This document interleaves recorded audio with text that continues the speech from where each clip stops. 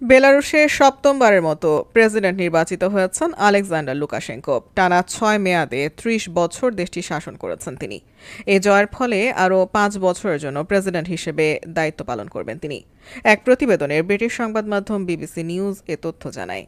প্রতিবেদনে বলা হয়, স্থানীয় সময় রোববার দেশটিতে প্রেসিডেন্ট নির্বাচন অনুষ্ঠিত হয়। কেন্দ্রীয় নির্বাচনী কমিশনের প্রধান ইগর কার্পেঙ্কো জানিয়েছেন, নির্বাচনে লুকাশেঙ্কো ৮৬.২% ভোট পেয়ে জয়ী হয়েছেন। অন্য কোনো প্রার্থী ৫% ভোটও পাননি। এই নির্বাচনে জয়ের ফলে লুকাশেঙ্কো ২০৩০ সাল পর্যন্ত ক্ষমতায় থাকবেন।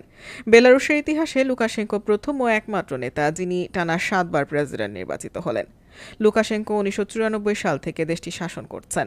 ১৯৯১ সালে সোভিয়েত ইউনিয়নের পতনের পর স্বাধীন রাষ্ট্র হিসেবে আত্মপ্রকাশ করে বেলারুশ। স্বাধীনতার পর দেশটির অস্থায়ী সরকার প্রধান ছিলেন সাবেক সোভিয়েত বেলারুশ অঙ্গরাজ্যের চেয়ারম্যান স্তানিস্লাভ শুশকেভিচ।